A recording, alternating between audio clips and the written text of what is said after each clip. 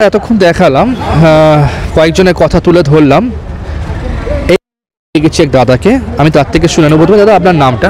আমার নাম শুভজিৎ রায়চৌধুরী। আপনি থাকেন কোথায়? আমি গল্ফ গার্ডেন্সে থাকি। Golf gardens. তো আমাদের অনেকেই বলেছেন যে মায়ের যে যারা ভক্তবিন্দু আছেন এখানে যারা এসেছেন, যে ওনার ব্যাপারেও কিছু বলেছে, ওনার থেকে কাজ পেয়েছে এবং মায়ের মাহাত্ম্য নিয়ে।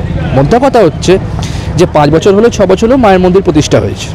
তো মায়ের মাহাত্ম্য দিকে দিকে ছড়িয়েছে আস্তে আস্তে। যত দিন যাবে ভক্তবৃন্দের মাধ্যমে মায়ের মাহাত্ম্য ছড়াবে, এটাই নিয়ম।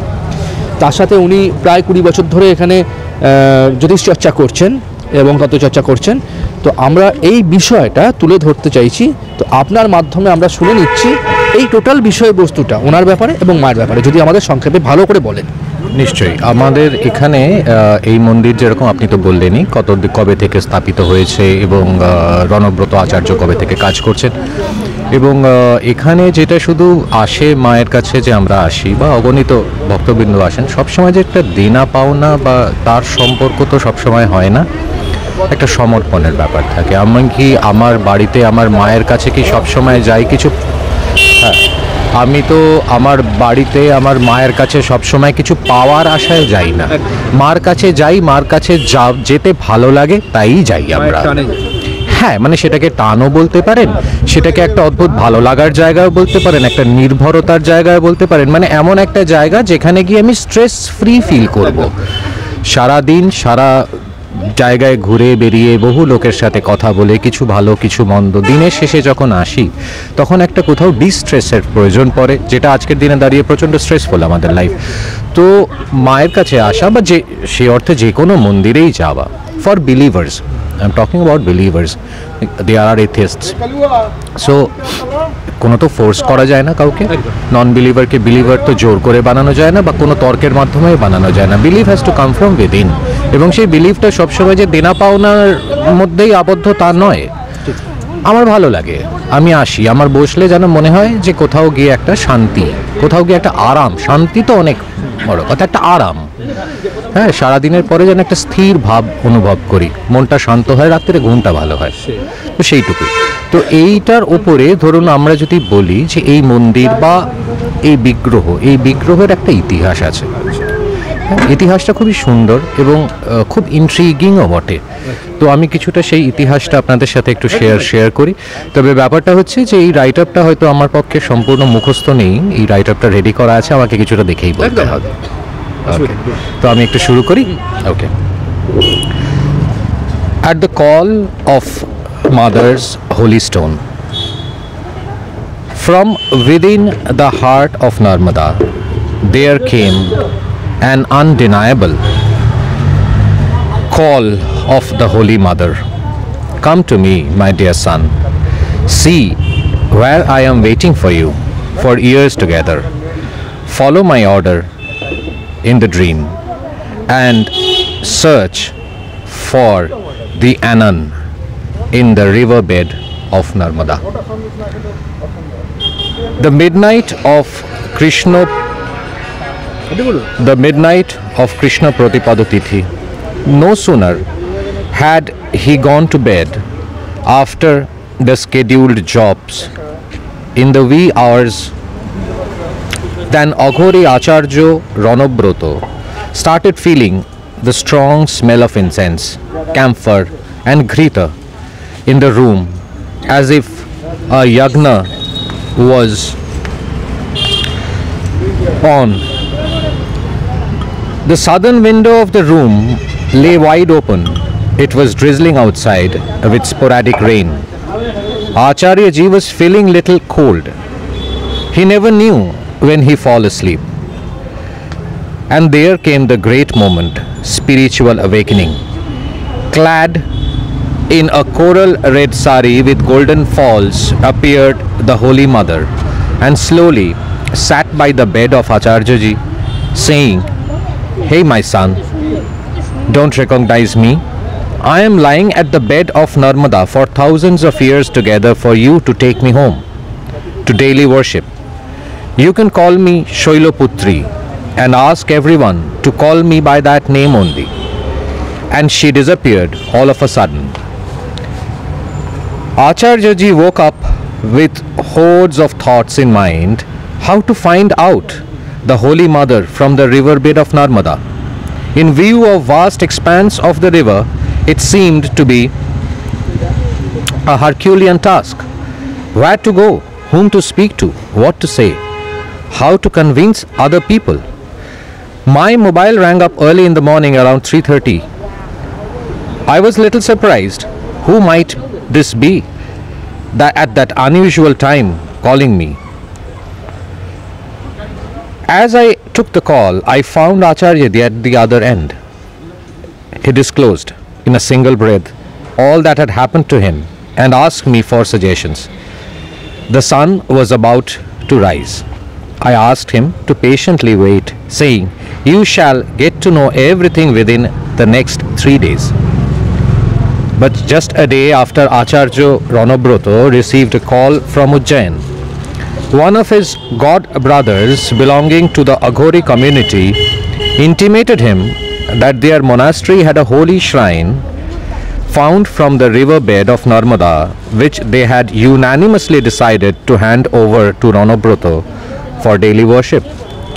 Soon after that, Acharya went to Ujjain in a complete trance and brought the mother's holy stone home by a private vehicle. The coronation of Shailaputri was held at Kaushiki Amavasya 2018.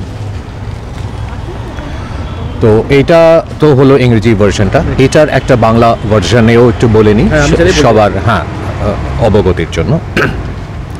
প্রথমেই শুরু করি শৈলপুত্রীর একটি স্তোত্র দিয়ে।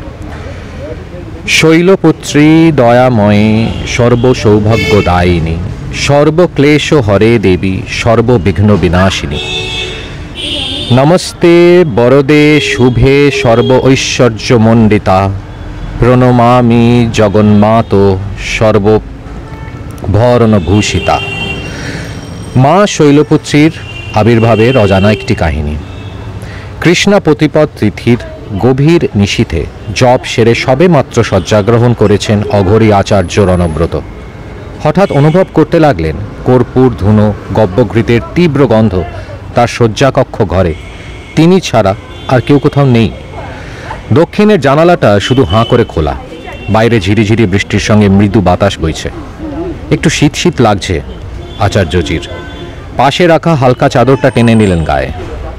তারপর নিজের অজান্তে কখন যে নিদ্রাদেবীর বশীভূত হয়ে পড়লেন বুঝতেই পারলেন না।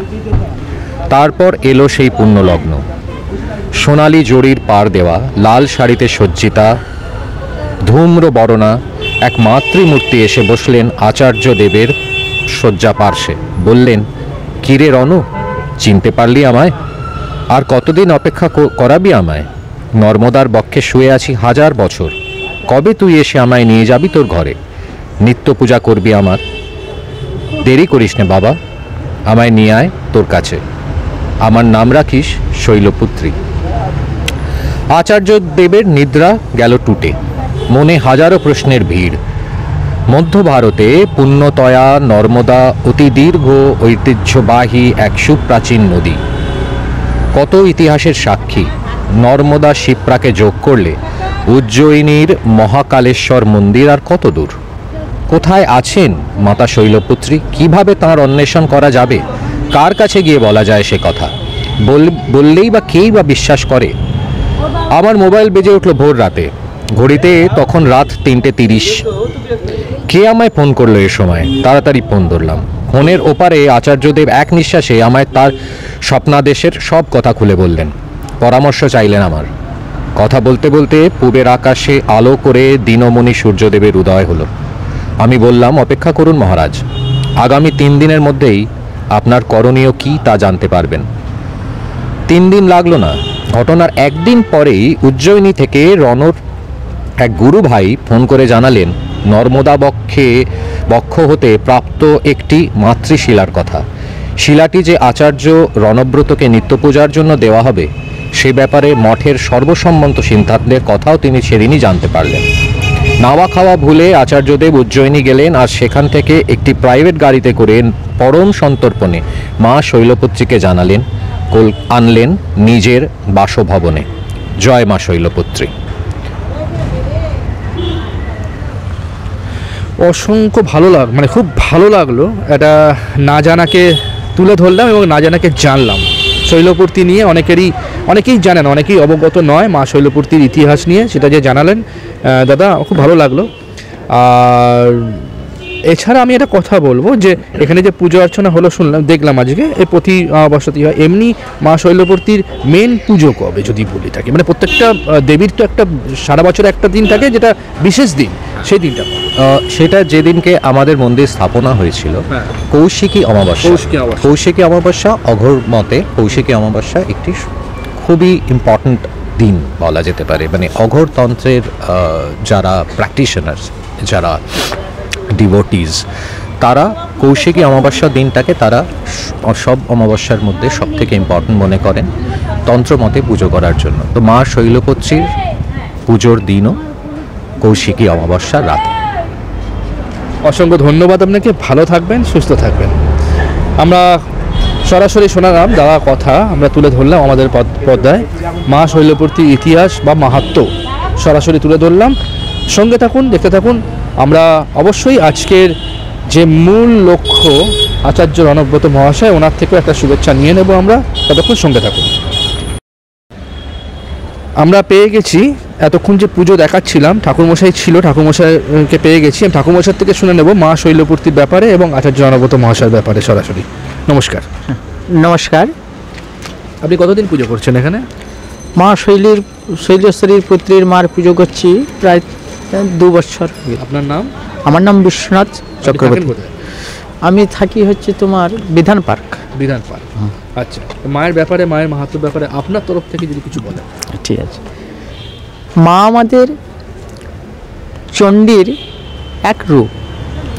চণ্ডীতে বলা আছে যে প্রথমং শৈলপুত্রেতি, দ্বিতীয়ং ব্রহ্মচারিণী, তৃতীয়ং চণ্ডখণ্ডেতি, কুষ্মণ্ডেতি চতুর্থকম, পঞ্চমস্কন্ধমাতেতি, ষষ্ঠং কাত্যায়নী তথা, সপ্তমং কালরাত্রিতি, মহাগৌরীতি চাষ্টমম, নবমং সিদ্ধিধাত্রী, নবদুর্গা প্রকৃতিতা। চণ্ডীতে যে বলা আছে যে নবদুর্গা চণ্ডী, তার প্রথমেই শৈলপুত্রীর প্রথমেই বলা আছে। তাই আমাদের অনেক শিষ্যরা, অনেক ভক্তিরা, অনেক ভক্তি মায়েরা, ওরা তো ঠিক মতন জানেন না। আমাদের এই প্রথমেই রণব্রত আচার্য মহাশয়, উনি অঘোরতন্ত্র, উনি শৈলপুত্রী মাকে নিয়ে বিভিন্ন জায়গা, বিভিন্ন রাজ্যে বিভিন্ন পণ্ডিত মশাইকে নিয়ে শৈলপুত্রীর মার পুজো অর্চনা করেন। যার যে মনের কামনা সেটি ওই শৈলপুত্রীর মায়ের নামে সংকল্প করে মায়ের চরণে ফুল জানানো হয়। মাই তাদের সংকল্পিত কর্ম তাদের রক্ষা করেন। এই হচ্ছে আমাদের শৈলপুত্রীর মার পুজো আরাধনা। প্রত্যেক মাসের অমাবস্যাতে গড়ফার এই বাজারের মধ্যেই আমাদের মায়ের পুজো অর্চনা হয়। প্রধান মহাশয় আমাদের রণব্রত আচার্য মহাশয়, ওনার যোগাযোগেই সব শিষ্যানী এবং পণ্ডিত এবং ব্রাহ্মণগণ সবাই এসে পুজো অর্চনা করেন। এই আমাদের শৈলপুত্রী মায়ের। অসংখ্য ধন্যবাদ, ভালো থাকবেন, সুস্থ থাকবেন। আমরা চলে যাচ্ছি, একটু পরে দেখাচ্ছি সরাসরি, তো ততক্ষণ সঙ্গে থাকুন। শুভ সন্ধ্যা, বলো কলকাতা টিভি থেকে আমি সৌমিক। আমরা সরাসরি দেখালাম এতক্ষণ ধরে যাদবপুর গড়ফায় জয় মা শৈলপূর্তি অগরপীঠ মন্দিরে মায়ের আরাধনা, এবং আমরা যিনি এখানকার প্রতিষ্ঠাতা আচার্য রণব্রত মহাশয়, ওনার সাথে কথা বলে নেব। তার আগে যারা ভক্তগণরা এসছেন তাদের মধ্যে একজনকে পেয়ে গেছি, আমি শুনে নেব ওনার থেকে যে আপনার নামটা। আমার নাম উমা ব্যানার্জি। আপনি কোথায় থাকেন? আমি এই পাশেই থাকি। আচ্ছা, কতদিন ধরে এই মন্দিরে আসছেন? মানে 14 বছর তো হয়ে গেছে। মন্দিরের আগে থেকেই আসছেন? হ্যাঁ, যখন থেকে হয়েছে তখন থেকেই ওনার আসছে। সাথে ওনার কাছে ওনাকে দেখান আর দেখান মানে কি বলবো, উনি আসি, মানে ভক্তি পুজো হয় দেখি, আর ওনার ব্যবহার ভালো ওনার কাছে। আমি একা আসি না, প্রচুর লোক আসে, প্রচুর লোক আসে। আর মানে খুব যে আসে সে মানে খুব ফল পায়। আমরাও শুনেছি মায়ের হ্যাঁ হ্যাঁ কথা, মা শৈলপুত্রী হ্যাঁ, খুব জাগ্রত। ওনার যে আরাধনাটা করে এই পুজোর, সত্যি দেখার মতন। আর যজ্ঞটা যা হয় খুবই সুন্দর। আর মায়ের জাগ্রত মানে মায়ের যে মাহাত্ম্য নিয়ে যদি কিছু বলেন। মাহাত্ম্য নিয়ে আপনার মত। আমার মতে ধরুন কোনো সময় বর্ষা হলো, কি অন্ধকার বৃষ্টি, সেই লোকজন কোনো কিচ্ছু নেই, দেখা যাচ্ছে তার 1 ঘন্টার মধ্যে মানে বন্ধ হবে না, এটা আমরা জানি। কিন্তু যেই পুজোটা আরম্ভ হবে তার আধ ঘন্টা আগে পুরো আলো হয়ে সব বিপর্যয় কেটে গিয়ে একদম কি সুন্দরভাবে পুজো হলো, একদম নিষ্ঠাভাবে পুজো। সত্যি এটাকে মানে বলতে হয় এটা ওনার মা শৈলপুত্রীর কৃপা, আশীর্বাদ, কৃপা। অসংখ্য ধন্যবাদ, ভালো থাকবেন, সুস্থ থাকবেন। আমরা দেখিয়ে দেবো আরও যারা আছে তাদের মধ্যে একজনের সাথে কথা বলে নেবো আমরা। একটু আসুন, আপনার নামটা? আমার নাম হচ্ছে অনন্যা দেবনাথ। কাছেই থাকে? আমি কাছেই থাকি, ও আমার ভাই। ও আচ্ছা, তাই? হ্যাঁ হ্যাঁ, আচ্ছা, আমি সামনেই থাকি। আচ্ছা, তো এই মায়ের জাগ্রত মানে মাহাত্ম্য নিয়ে তো শুনেছি আমরা। হ্যাঁ, হ্যাঁ। যদি আপনার মতে কিছু বলেন, যে আমাদের বক্তব্যটা হলো, আমাদের উদ্যোগটা হলো যে এই মায়ের কথা এবং এই মন্দিরের কথা সমাজের মাধ্যমে আমরা আমাদের মাধ্যমে সমাজে তুলে ধরবো আরো মানুষের কাছে। হ্যাঁ। যদি একটু বলেন কিছু। হ্যাঁ, আমি বলছি এটাই যে এখানে এই মন্দির প্রতিষ্ঠা হয়েছে এই ধরুন আজ থেকে 5-6 বছর হবে। এবং অ্যাকচুয়ালি আমাদের মানে যেটা আসল ব্যাপার সেটা হচ্ছে ভক্তি এবং বিশ্বাস। হ্যাঁ, এবং এখানে যারা আসেন ভক্তরা বা যারা এসে পুজো করছেন বা দেখছেন, তাদের সবার মনেই একটা বিশ্বাস আছে যে এই মায়ের কাছে পুজো করলে আমাদের ভেতরে যে একটা অশান্তি বা যে একটা মানে কি বলবো, যে একটা মানসিক একটা প্রবলেম চলছে, সেটা এই মায়ের কাছে এসে পুজো করলে আমাদের সেই শান্তিটা আসে। এবং আমার মনে হয় যারা এসছেন বা যারা দেখেছেন তারা নিশ্চয়ই উপকৃত হয়েছেন। না হলে এই আজকে এই 6 বছরের মধ্যে ধীরে ধীরে ধীরে ধীরে মানে ভক্তের সংখ্যাও বাড়ছে এবং যারা আসছেন তারা বেশ নিষ্ঠাভাবে এই পুজো করছেন বা মানে পুজোতে হেল্প করছেন আর কি। তো সেই জন্য আমার মনে হয় নিশ্চয়ই মায়ের কিছু টান আছে বা একটা শক্তি আছে, যে বা একটা আশীর্বাদ আছে, যেটা যার দরকার তাকে উনি ভক্তিটা থাকে। অসংখ্য ধন্যবাদ, ভালো থাকবেন, সুস্থ থাকবেন। আমরা দেখছি অনেকের সাথেই দুজনের সাথে কথা বললাম, আরও আমরা চেষ্টা করছি কথা বলার। আচ্ছা, আমি ওনার থেকে শুনে নিচ্ছি। নমস্কার। নমস্কার। আপনার নামটা? আমার নাম রতন দেবনাথ। আপনি কোথা থেকে? এখান থেকে কাছে? হ্যাঁ, এখানেই থাকি। আপনার মুখ থেকে শুনে নেব মা শৈলপুত্রী মায়ের এই মাহাত্ম্য নিয়ে, হ্যাঁ। যে আমরা তুলে ধরছি বা আমরাও শুনে এসেছি, সেই মাহাত্ম্যটা তুলে ধরছি আমরা। তো মায়ের, আপনারা তো মায়ের কাছে আসছে, হ্যাঁ। 5 বছর 6 বছর হলে এই মন্দির হয়েছে, তো মায়ের মাহাত্ম্য নিয়ে এবং আচার্য রণব্রত মহাশয়ের ব্যাপারে যদি কিছু বলেন। এই মন্দিরটা যখন স্টার্ট করে সেই সময় থেকেই আমি আছি। এবং